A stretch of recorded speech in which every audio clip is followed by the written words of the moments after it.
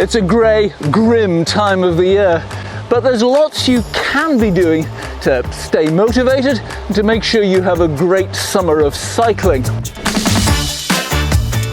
In this video, we'll go through the key ones, and also there's a big don't. So learn from my mistake, because I did it.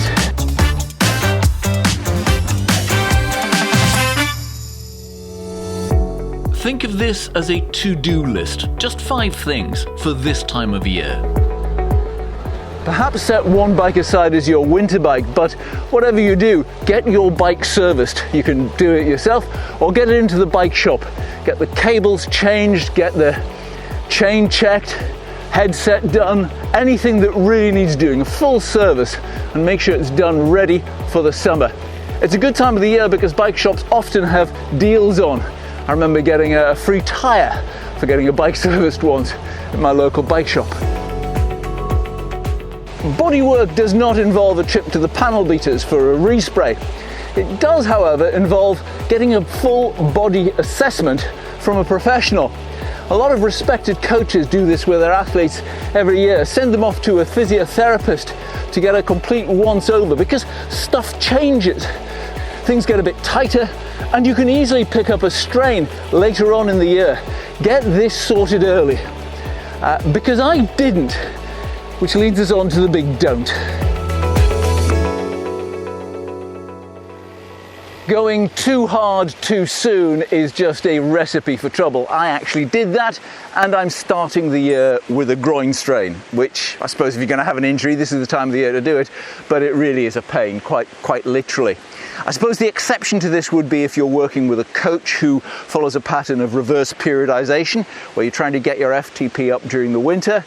Fair enough, but if you're an older athlete, really there will be plenty of time in the year to do the intensity stuff. Just a tiny sprinkling of intensity is all you need at this time of the year.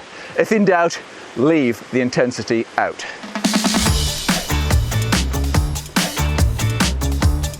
Nothing really inspires you to get out and ride more than a new bit of kit. This one, for example. There's quite a few sales on at this time of the year.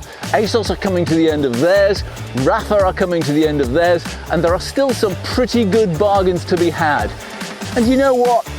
If you've got that sitting in your cupboard, it encourages you to get out and ride. Right now, it feels like winter will never end, and all you want to do is jet off to somewhere hot. But it will come to an end, so start planning for that and start thinking about trips you want to do in the spring and in the summer.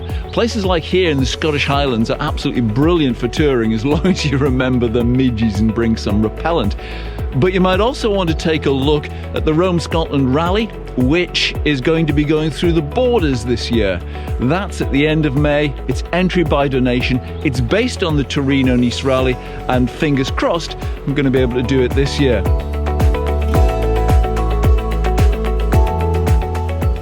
I always feel the world is improving around the 14th of February, and that is not because of Valentine's Day. If you imagine that is the shortest day, 21st of December, and that was when the clocks went back at the end of October, then you'd expect them to go forward an equal distance here. But they don't. They go forward at the end of March, which is somewhere way over here. That date there is the 14th of February, and that's when I always feel that spring is on its way.